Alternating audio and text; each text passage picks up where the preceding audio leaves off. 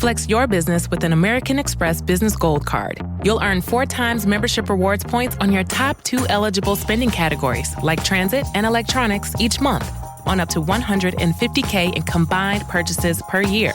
Plus, you can now earn 3 times membership rewards points on flights and prepaid hotels booked on AmexTravel.com. Terms and points cap apply. Learn more at americanexpress.com/business-gold. Amex Business Gold, built for business by American Express. Don't you love it when things are both easier and more affordable? Like when the rain washes your car for you.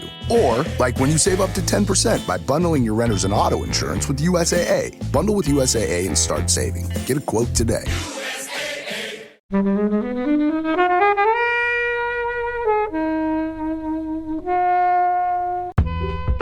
He opens it up with that mix of a spaghetti western, sort of thing, and then a classical piece. He mixes these two together, and it's really interesting how he sets the tone through the use of that sort of a mix-up. His character was so amazing. I mean, he just did an amazing job acting in this. As soon as I saw this for the first time, I looked up all the movies that he was in, and I need to watch all these movies because he just did such an amazing job. He plays a really good villain that you start to really hate towards the end. Hello, film fans. Joining us today, we have Brian. Hey, how's it going? Dan. Hello. And as always, Kobe. Hello. And we're here to review Tarantino's Inglourious Basterds. Thank you, as always, to the mighty people for the mighty, mighty tunes. And thanks to Ben from Rockwood Audio for his awesome editing skills. Please do remember to write a review and rate us on Apple Podcasts and anywhere you can do where you listen to the podcast, because it really does help us. And you can join in the conversation with us on Twitter at Flixwatcher Pod and on Instagram at Flixwatcher.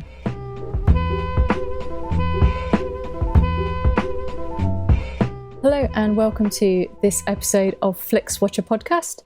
Joining us remotely today, we have Dan and Brian. If you would like to say hello and tell the listeners a little bit more about who you are and what you do, please.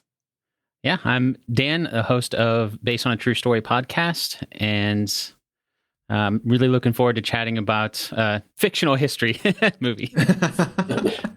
So, based on a true story, I don't know about you, but when I see that kind of come up on a film or kind of know, I sit there and I'm like, so then, how much of this is true and how much of this is kind of fictionalized? And I think this comes from kind of finding out a lot of Cool Runnings was not how it happened on that. So that was like the moment for me when I lost all kind of like faith in Cool Run in based on a true story, because so much of Cool Runnings didn't happen. There was a Jamaican bobsled team. The end. And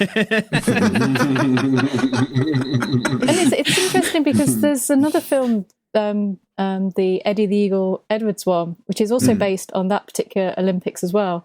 Yeah. And hardly any of that is accurate either. So I went into that going, I'm going to go with the Cool Runnings kind of vibe on this and say that none of this happened apart from there was that Olympics and he was there.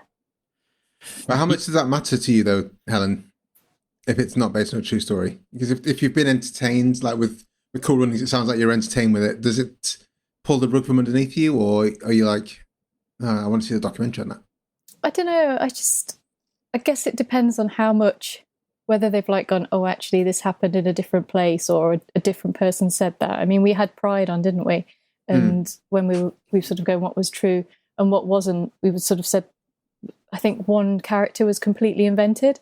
So what they were saying was like an amalgamation of perhaps different people's things. So I don't know, maybe that is a bit easier to kind of get behind than basically just making something up because it sounds like a good story or fits in there. I think the idea for me is, if it's based on a true story and there's a kernel of truth and the thrust of the story is good, but it's Bohemian Rhapsody when, and I'm going to slightly spoil Bohemian Rhapsody, but people know that Freddie Mercury died and he had HIV/AIDS. But the way in Bohemian Rhapsody, he tells the rest of his band that he's got AIDS just as about to step out onto the stage on Live Aid. I just thought that's not when he did that. There's no need for you to change that part of the storyline. People know that didn't happen. But anyway, yeah. So Dan, when you're reviewing films, when you're picking films to talk about for your show, and by the way, if you have ever seen Based on a True Story and want to find out more about the truth behind that, then you need to go to Dan's podcast. That's exactly why it's there. Cool Runnings is there, and Yep. Bohemian Rhapsody. Yep. So yeah, does it take away from the enjoyment for you in the same way it does for Helen? If it's the kernel of truth is just all that holds the film together. No, I've over the years I've learned that some movies are going to be really close to it, and some of them aren't, and it's just the nature of any experience in life. Like for some experience, it's going to take years and years for this overall story to happen. And how do you try to condense that into like an hour and a half or 2 hours? You're going to have to cut stuff out. You're going to have to, or if there's, an ensemble cast of 20 people that were really involved, you can't really have 20 people on screen in a movie and be able to keep track of everybody. So you have to cut that down to an amalgamation of 1 or 2 people or things like that. So you kind of start to see these trends of common things that happen, and it doesn't really take away the enjoyment for me because it's entertainment. It's not going to be a documentary. There's going to be good movies and bad movies like anything that are based on a true story or not based on a true story. Is there any trope in these based on a true story films that does completely kind of turn you off in any way, shape, or form? Or I can't. I mean, off the top of my head, I can't really think of anything that is specific to that. I mean, there's again, like I said, there's good movies and bad movies, and I don't think being based on a true story affects it one way or the other. If it's going to be a bad movie, it's going to be a bad movie. That's just the way it is. But no, I can't think of anything that really specifically turns me off on that side. I think the thing I said where there's no reason why they change the timeline for something in Bohemian Rhapsody is an easy thing where lots of people know and love Queen and they know the story and they know when things happen. I think things like that where it's almost like recent history where I think you still could have done that within the context of the film and it would have been fine. But I had a friend of mine like a couple of days ago. She watched Fargo. She might be listening. Hi, Jess. And she was like, Kobe, Fargo's not real. What's going on there? How can they do that? How can they get away with this? Have you seen Fargo? Mm-hmm. Are you aware of that intro at the start? Yep. Yeah.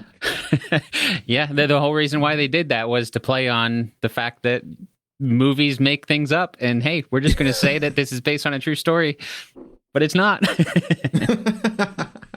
I do love that first paragraph in the Fargo TV show and the film. I think I love it every time that those words come on the screen. But anyway, Brian, who are you? Sorry, we took a while to get to you. That's okay.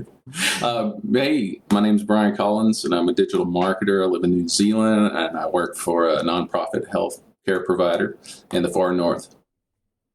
And you are friends with Dan, I guess, through films. You have a shared kindred of films, is that right?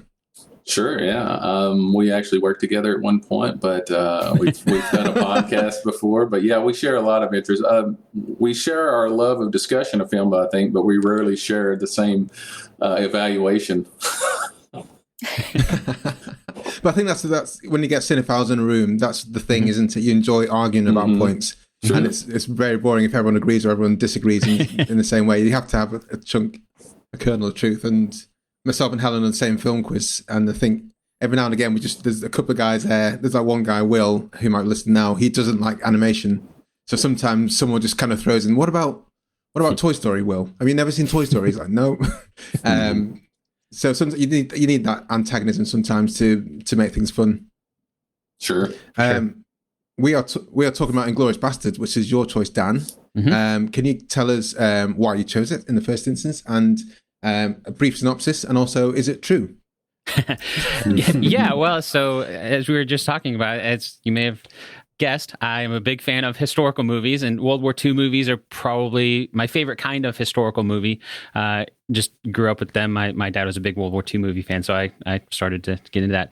I'm also another reason why I picked this was I'm a big fan of alternative history. So one of the first book series that I read as a kid was Harry Turtledove's World War series, which is during World War II, aliens attack and everybody has to fight off the aliens. And then it starts to get into, well, that means that the Third Reich wasn't defeated. So what is the world like when the Third Reich is still around and the war didn't end the way that it did?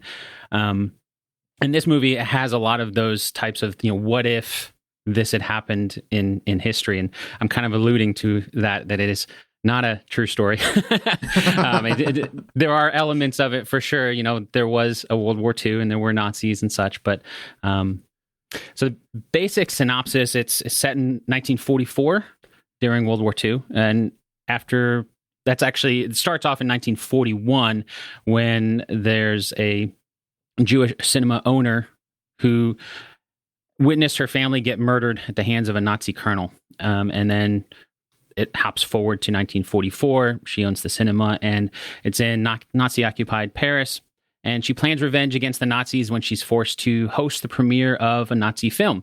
And simultaneously, we see a group of Jewish American soldiers nicknamed the Bastards plan to take advantage of the Nazi high command being all in one place and take them all out at once.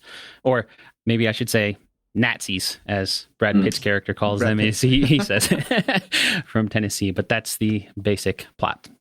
Well, I'm guessing by the fact you chose this film in light history that you're a big fan of it. How does it kind of rank in the Tarantino and World War films for you, even though it's not true? It's my favorite Tarantino film. I wouldn't say that it's my favorite historical film, but I guess I don't see it as because it is fictional. I don't see it as a straight up, historical film. And so I can separate that side of it. And tons of movies use history in this way to try to make it seem more realistic. Right. But it's up there for sure. It's not my favorite historical movie by any means, but it is my favorite Tarantino. Brian, how's this sit for you as a film, Inglourious Basterds? As a film? Yeah, I think it's really an interesting piece. I don't think that it tries to reflect history at all. I think a lot of it is much like what Tarantino does, which is create these sort of revenge fantasies. And I think he sets this up intentionally so that he's not judged by historical standards. He starts the movie off with Once Upon a Time. Right. He tells us right up front that this is fictional and that it is sort of fantasy-like. But as far as this stand up as a film, I think it's probably in his top three, I would say. What else is in that top three for you? 2 is Pulp Fiction. Number 1 is Reservoir Dogs. Okay. So it's the most recent of his films that you like that's come out. Helen, we've had a few Tarantino. We've had Reservoir Dogs and Pulp Fiction so far. Where are you on this, on Inglourious and Tarantino in general? So I think this is probably down my low of Tarantino. I think really? Yeah. So I saw this at the cinema and I can't remember having watched it again, and probably wouldn't have without you having picked it. So yeah, this is I hate the Hateful Eight. I hate that film so much. What about Once Upon a Time in Hollywood? I haven't seen that. So I think I think that would be lower. Well, I'm not sure. I think sort of having slightly revisited some of his films more recently, and kind of with the sort of Me Too and sort of kind of the stories around that kind of era and Tarantino, and I don't know, I wasn't that bothered about Once Upon a Time in Hollywood, so I haven't seen that one yet. And then what came before then? It was Hateful Eight, and before that was Django. I quite enjoyed Django. I think that's the last time I could probably say that I kind of enjoyed a Tarantino. I think this is a bit patchy. I think there's some good bits. There's some bits that don't land as well. Yeah, I mean it's a Tarantino film, isn't it? So it's incredibly violent. There's moments of bizarre humor, and the the IMDb trivia for this is like off the scale. Like it's nearly as long as the film, the trivia for this. So yeah, how about you? Where's this on your Tarantino scale? We need to come up with a special scale or sliding scale. Tarantino scale toe. I think it's probably second behind Pulp Fiction. Second behind Pulp Fiction for me. I love this. I hadn't seen it, I think I hadn't seen it for a while, and then it came onto Netflix some time ago. I saw it like 3 months ago, and when you chose it down, I was thinking, could I get away with not watching it again? I was like, no, that's silly. I should just watch it again because I really enjoyed it. And I hadn't watched it for a while because I thought it looked best on the cinema, and I thought it still worked great on the smaller screen on the TV.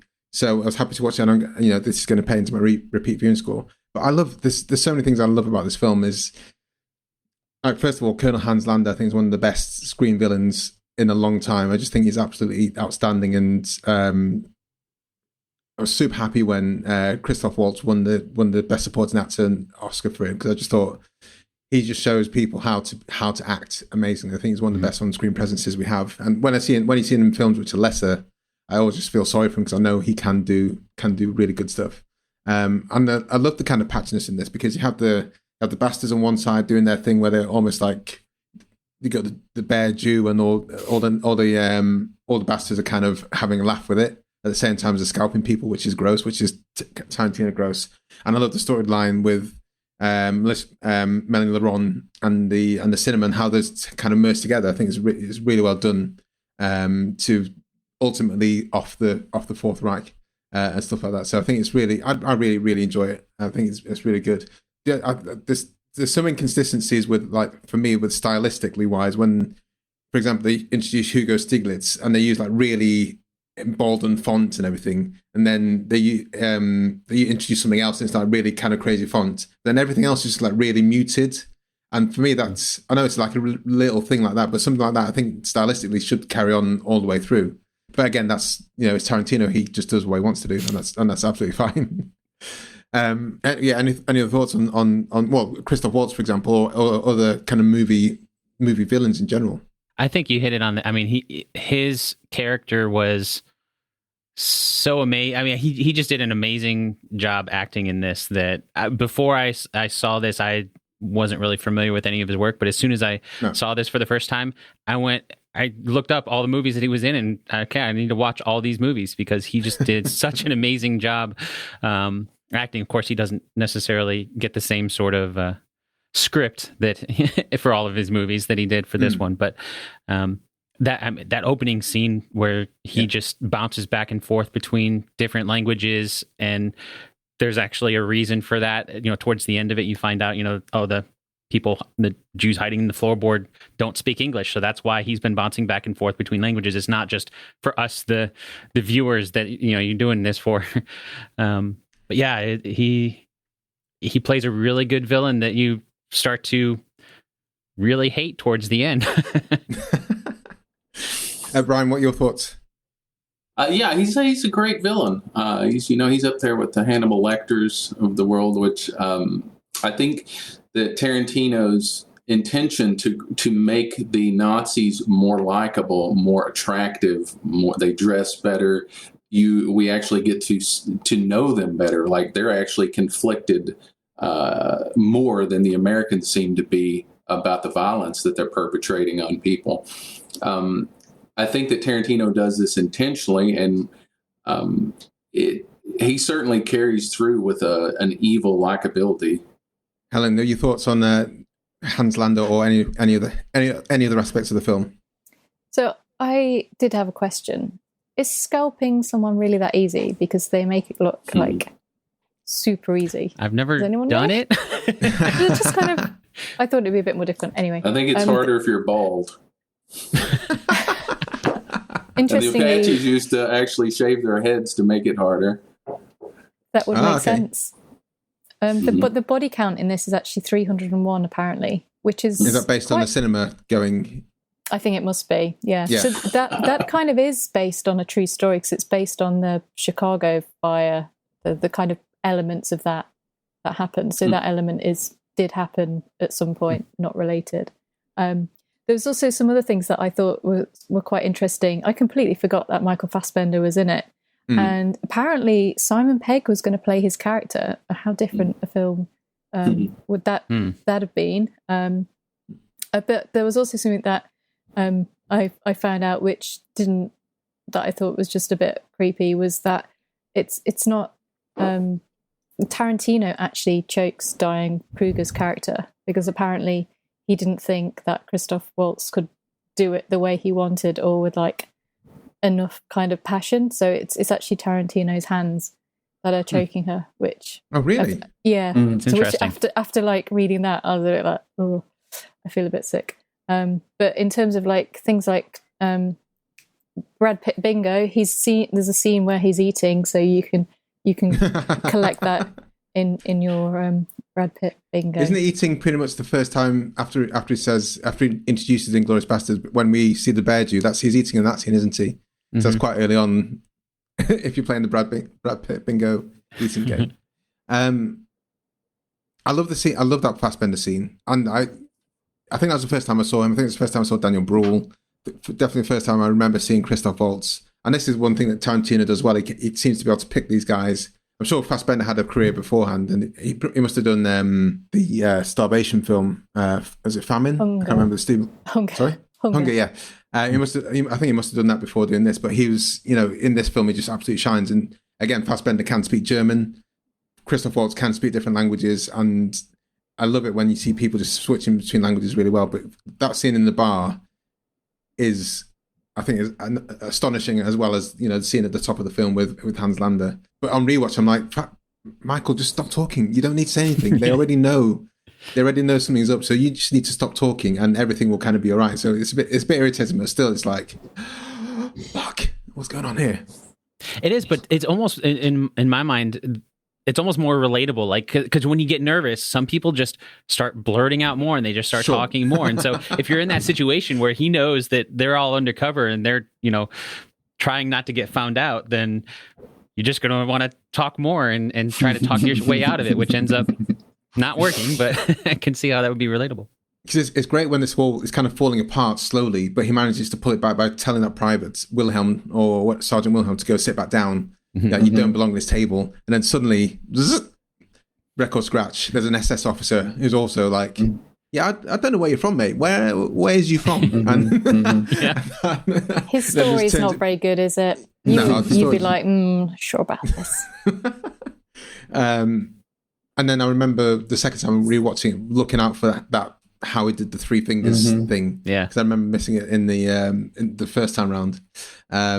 And again, I just think things like that are really well played in this. What apart from, was there anything else from the scalping that you thought was particularly grim in this? There's a few. Tarantino, Brian, you're a fan of the Tarantino gore? Death by fist, I've written down as a note. So if that happens. No, I mean, the violence is the violence. I don't particularly like it or not like it. I think it becomes sort of gratuitous at a point to where it doesn't really affect me, or it doesn't sort of register. But no, not really. One thing that sort of bothers me about Tarantino's episodic, scenes is that, especially in this movie, I think that it illustrates this, is that it becomes almost formulaic. You have the bad guy who comes over and goes, something's not right here. And then you have the person trying to hide it. And that happens throughout this movie over and over and over again.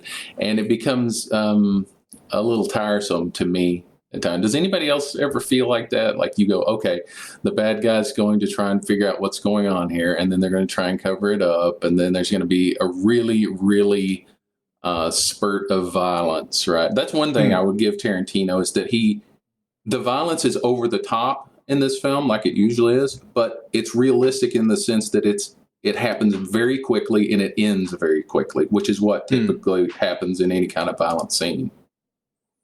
Yeah, I think I see your point you're making. So thinking back to Once Upon a Time in Hollywood, I think there's a few scenes like that where, going into Spawn Ranch, for example, there's like, that doesn't go the way you think it's going to go, but there are those moments where Tarantino can dial up the tension. I think he plays with that actually in Once Upon a Time in Hollywood. I think he plays with the fact that you think something's just going to go crazy at any second. I'm not going to spoil. I'm not going to talk about anything more about that. But yeah, I can see that there is a Tarantino formula. I don't think anyone else can make the film in the same way. If anyone else made this, it would be a completely different setup. Do you think that's kind of because we're like used to Tarantino's language and style, and that we just sort of almost maybe expect it, and you just slip into like his world of like vignettes and like that kind of structure? I think if you've been growing up with his films, he's educating you as to his style. So I think his final film, quote unquote, if it is his last film, it will be Tarantino dialed up to 11. The same way like Wes Anderson, he's kind of educated you with his type of films. So when you're going into his next film, which already if you've seen trailers for, you're like, oh, that's a Wes Anderson film. That's clearly who's done that film. So it's not necessarily good. It's like a shorthand, isn't it? It's like with stand-up comedians, when you know their style, they've already got you eating at the palm of their hands straight away. Once they've taken the stage, they already know they have you. So I think that's Tarantino is working on that. Which, if you ever get to that stage in your career with anything, that's a great position to be in, I think. Yeah. Sure. Anything else to say, guys, before we head to the scores? I was just going to say, I know it's really, really childish, but the bit I find that the funniest is where obviously Lando's worked out that then they're obviously not Italian, and Brad Pitt and Eli Roth. When you say and worked the other guy. out. And he's getting them to repeat their names, and it's very silly but very funny. And then when they're trying to get out of their seats and they're scusi. I love Brad Pitt's accent and everything. Buongiorno. Well, one thing I want to say about this is actually, I mean, Americans and to a slightly lesser extent, British viewers are kind of tarred with the brush that they're not interested in watching subtitle films. But in this film, it's pretty much 50-50 subtitles, no subtitles, isn't it? What do you know? What kind of filmmakers took of that at all? Were they pissed off at all, or did they feel tricked into watching a subtitle film, or did they not even register because that's really how subtitles work? You kind of just don't realize it.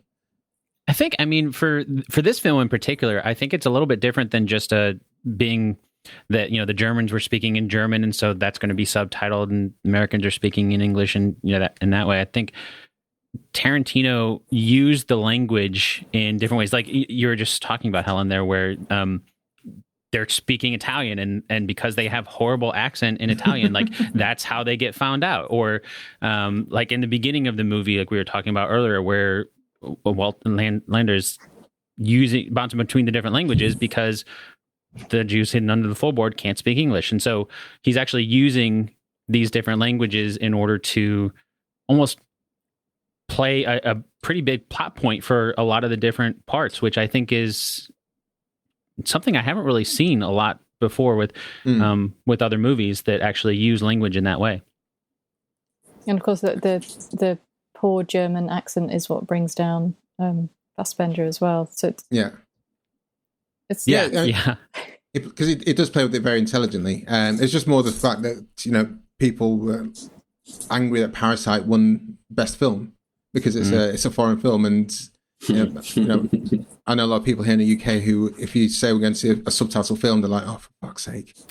But then if they said, let's go and watch Inglourious Basterds, of which 50% of it is is subtitled, that's not a concern. I just think that's it's something that people should. I'm fighting director Bong's corner here, maybe for him. That's all I'm saying. Well, I think for a director to choose to use subtitles and to write it is really a risk, because there's an opportunity cost there. You have to take away from the ability to see what's going on if you're having to read at the bottom of the screen. And so you have to take that in consideration when you're setting up, you're staging things, and you have to sort of slow down the pace a little bit. So you got to be really confident in your visuals, I think, to buy into that, because you're right. A lot of American audiences, they do not like to have to read little. But do you think that's true though? Because you get French films and Polish films and whatever different language films, and American films and British films are subtitled in different markets. I'm not sure that it, the framing is that bad, because I think you quite quickly learn to just flip between them and understand what's going on. Do you not think? Yeah, I think there's another aspect of it too, that I have a friend who's dyslexic, and so like he can't really he just can't read the subtitle fast enough right before the next one comes on, especially if the dialogue's moving quickly. And so I think Brian's point there is something that to slow it down a little bit, maybe not so much that you're losing the pacing that you need, but also being aware that you are making people read things, and so that's gonna affect it. I mean, I don't know. I watch a lot of films on Mubi, and to be honest, like maybe about 50% of those are foreign or with subtitles. And I think having watched like a really wide range of films, that sort of, if the film itself is really, really good, and if the acting's really good, and everything else is really good, then you can kind of almost sort of fill in the gaps with your mind when you're reading it as well, because you're half watching and you're half reading, and if the actors are giving a certain emotion, then you can almost sort of predict what they're going to say, or without having to completely focus in on the words, you get the feeling. So that's kind of how I feel about subtitle films. I mean, it literally makes no difference to me if it's subtitled or not, whether if it's a great film, then I'd want to see it. Subtitled is usually, to me, a sign that I'm going to enjoy the movie, simply because it's probably going to be European, and it's going to be something I don't get to see a lot of. But, the experience, the movie-going experience today is much different from, say, primitive cinema, silent films, when they would have intertitles, right? So they wouldn't scroll the words across the bottom of the screen. They would stop everything and put up a pretty little title, and you have to read that, and then they would go on. So it does force people today to sort of, catch up. Hello, I'm Sam Pay. And I'm Martin Zotz-Ostwick. And together we host a show called Song by Song, where we deal with the music of Tom Waits. We've been going since 2015. Every week we talk about a new track. We've made our way through 15 seasons so far of his music. And now we're going back to the early years. And if you haven't listened to Tom Waits before, it's not the growly stuff. It's not the stuff where he's hitting an automobile with a bone for percussion. It's a nice, easy way into his music. If that sounds like something you would be interested in, you should check out our website, songbysongpodcast.com, or put Song by Song into your podcatcher of choice.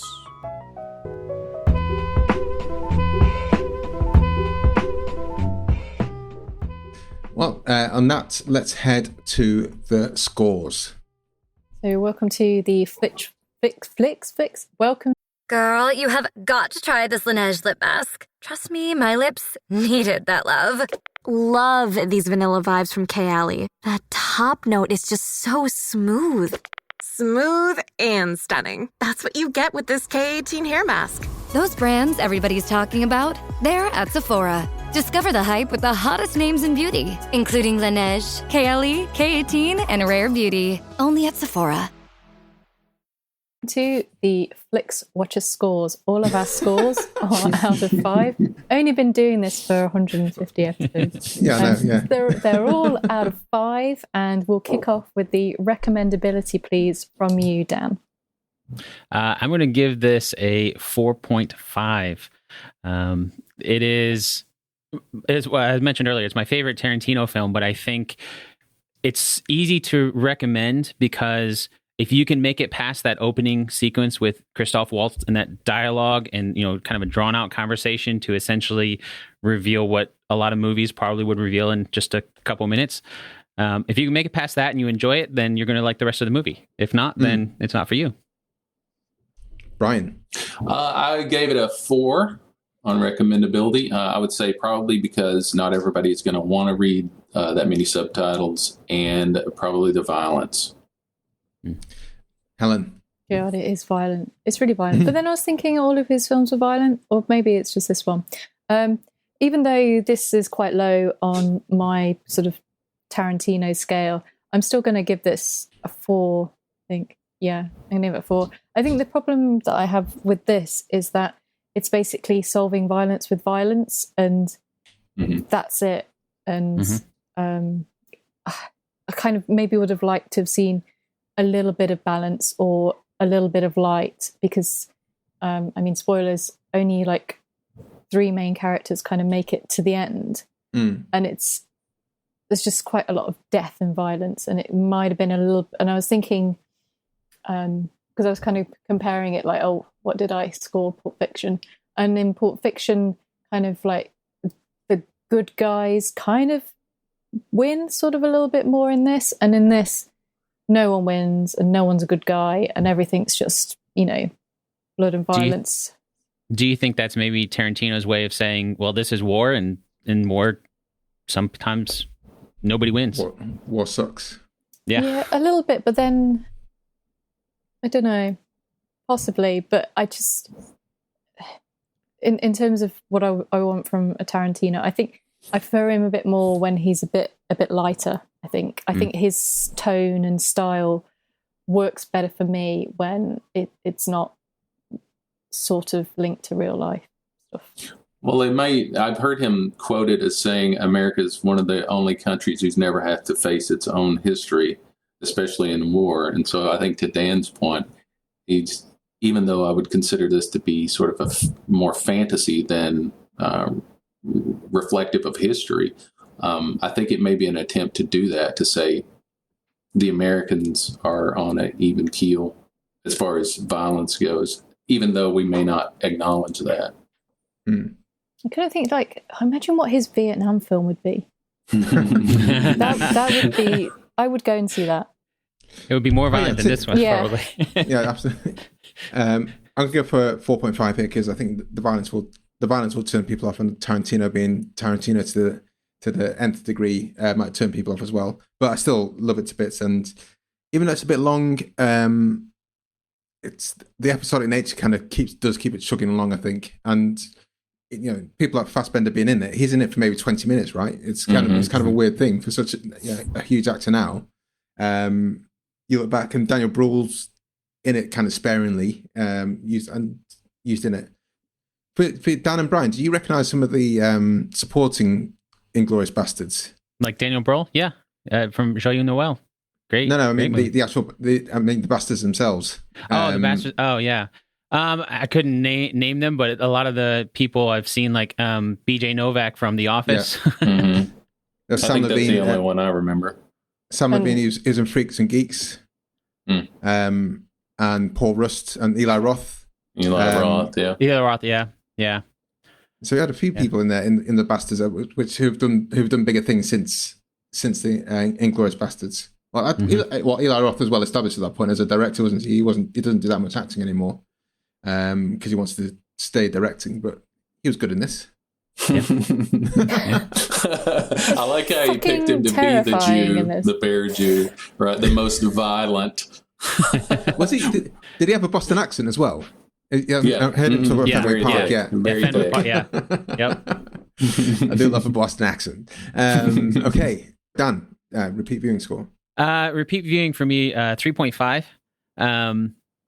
It is, like you mentioned earlier, Kobe, it is long. It is a Tarantino movie, because it's so dense and so violent, it's one of those things of, you're not going to be watching it every month. But, I'll probably watch it maybe once a year or so, every so often. Yeah. Brian? Yeah, I gave it a 4. I think that there's a lot of value in rewatching the story itself and to see what Tarantino is trying to say about the war and about violence and about this event, about Nazis and that kind of thing, because I think it's less reflective of history and more philosophical, maybe. So I think there's a lot of rewatchability. Helen? Yeah, so it's 2 hours and 32 minutes. It's very long. I say I haven't revisited it since I saw it at the cinema, and I'm probably not going to go back to it at all. So 1.5. 1.5. For me, I hadn't seen it for a while because I didn't think it was going to look that good on the small screen, and then I did, and I was like, "This is still great." So I'm going to watch it more times than I have, in the past 15 years. So I think I'm going to go for a 3.5 because I think I will continue to watch it. And almost like interchange it between that and Pulp Fiction as my favorite Tarantino films. Small screen score, Dan. I'm going to give it a 4. I think I did see it in cinema the first time, and it is with the music and his style, I think works really well on the big screen. But like you said a moment ago, I think it works really well on TV as well. I haven't tried watching it on my smartphone, so I maybe try that next. But I think it translates really well to small screen. Brian, I give that a 3. I think like most of his movies, they're set to be epics. They're set to be, something like The Hateful Eight, which he released on 70 millimeter. He's got that wide format aesthetic, and I just don't think you certainly can't get that on a smartphone, maybe in a big screen TV, but I think being in the cinema and with other people is a must for this. Helen? I kind of get the impression that Tarantino would not be pleased with people watching his films on Netflix, on the iPad, or like on their phone, on their commute, or anything like that. He'd be like, I didn't make them like this. It's interesting you said about the music, because when I was watching this second time round, I was like, I'm thinking about it now, I can't think of moments in the film associated with music as well as I can for like nearly all of his other films. So I think this is probably, for me, his like weakest scored film in comparison to everything else, because I can see like some of the key scenes or scenes that stood out to me, but they don't have the music going with them, which is completely different for his other films. I think there's always music, but it's just not as high in the mix. Like with in the bar scene, for example, when the SS officer suddenly makes his appearance known, then the music stops. And up until that point, it's just been kind of going in the background. But I agree with you. It's Tarantino. One of the big draws for Tarantino film was his like jukebox, almost musical style for dropping ace songs into it. And you'd love his soundtrack as well as much as you'd love, needle drop, not jukebox. Yeah, needle drop, kind of like picking ace songs to go along with fantastic scenes like the Stuck in the Middle with You, and loads of scenes in Pulp Fiction, for example. But this isn't it. But do you think that if he had put those needle drop tracks in, almost crowbarred them in, dropping in Helter Skelter by the Beatles in there just for shits and giggles, would that have been a weird contrast in this film? I don't think it's necessarily about having the pop hits, right, because a lot of the scenes that I really like in Kill Bill 1 are like instrumental, so not diegetic, is the word? So not actually in the film. They're like instrumental that go along with it. So the only bit that I can really remember is actually a sound from Kill Bill that they use at the start of, I think maybe Act 3, Scene 3, where Mélanie Laurent's outside the cinema and the car pulls up. There's a sound there. So I don't know, it's just that I kind of expected maybe more of a soundtrack from him, or at least a musical presence. But anyway, so 4. I'm going to have 4 small screen. So similarly to what Dan said about, I think you watch it on screen, but also if you have the opportunity to go and see it at the cinema, then you should always do that with Tarantino's films. One thing I'd like to say about the score, the thing that impressed me the most about this was at the beginning, the opening scenes at the French dairy farmer's house. He opens it up with that. It's a mix of a spaghetti western, sort of thing, and then a classical piece that I don't know what the name of it is, but we've all heard it, and I wouldn't be surprised if the composer was German. But he mixes these two together, and it's really interesting how he sets the tone for both the story through the use of that sort of a mix-up. Nice. I'm going for a 4 here. Small screen score. I think it's amazing in the cinema, and I've had a great fun with it. And I think it's a shared screen experience more than what's on the screen. I think that pulled me through. But I think I'm going to see. I don't think I've sought out the soundtrack to this at all. And Spotify's good for that, so I think I'm going to search it out tomorrow and have a listen whilst going on a walk. Engagement score, Dan. I give it a 4 as well for engagement. It is. I don't think there's any movie that I haven't been interrupted in the middle of, but this is definitely one that once I start it, I try to watch it all the way to the end, which again goes back to the repeat viewing, because you know that what you're getting into. Like, I need to have some time set aside for this one. Yeah, totally. Brian? I'll give it a 3.8. It's pretty engaging. I feel like sometimes I feel like I know what's going to happen in the scene because I get used to it. That sort of Tarantino vignette, heavy dialogue. But yeah, overall, pretty engaged. I mean, you have the violence, but you have another Tarantino trademark is the dialogue, and I think when it's on point, it's fantastic. I think one of the scenes that I always like is that Mike Myers telling him about Operation Kino, and I just think it's a bit too hammy. I know why he's done it. It's a bit of levity in the film, but I think there's already the levity kind of built into it. Maybe it's just me that's not a fan of the Mike Myers. He was an interesting cast there for that role. I thought he kind of stood out a little bit. Helen, engagement score.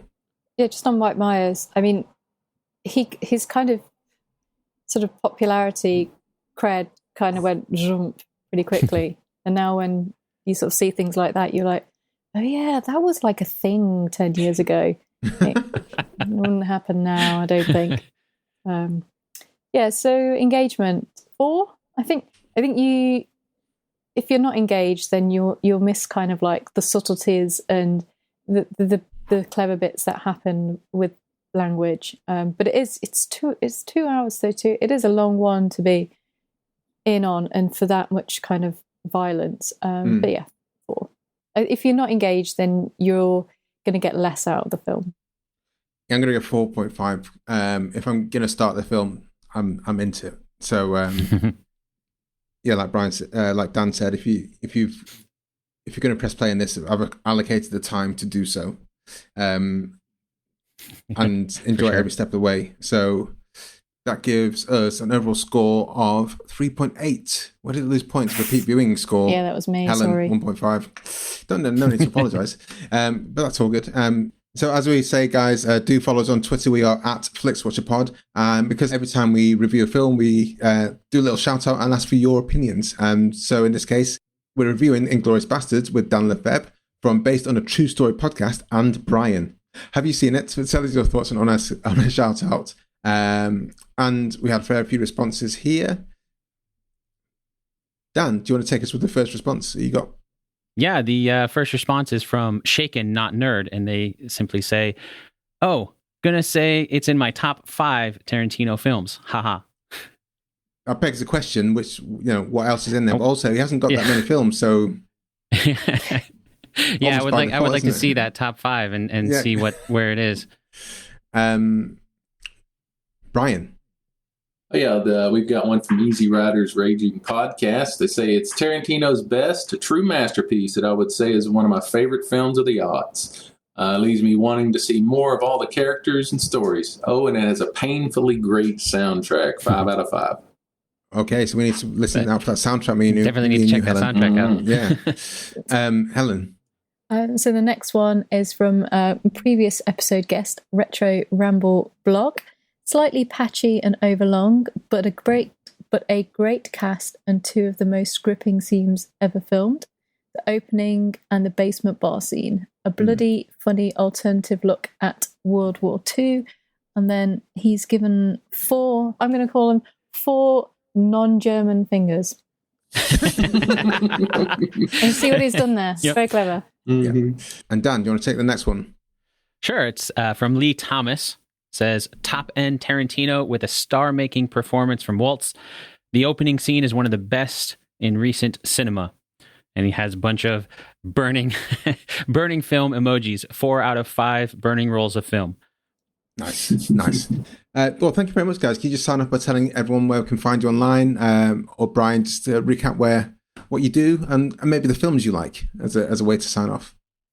Yeah, you can find my podcast at basedonatruestorypodcast.com. You can find all my contact information there and subscribe to the show and such. And as you probably guess just from what we talked about earlier, I like movies that are based on history, so they tend to be my favorites. All right, guys. Yeah, thanks for having me on. Yeah, I'm I'm not on digital media, but yet I work in there. That should explain something about my life. But you can find me if you're ever in the Northland of New Zealand. And I like all types of movie, classical films to modern day stuff. Nice. Well, thank you very much, guys. Thanks for coming. Thanks for having us. Thank you. Bye. Bye.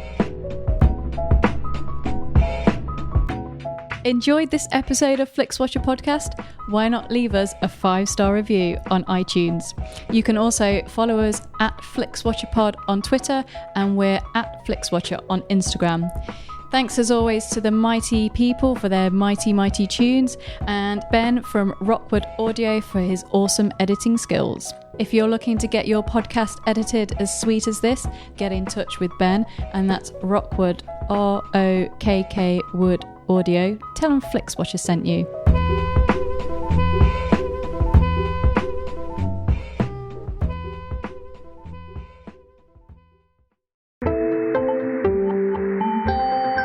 You just heard a Stripped Media production.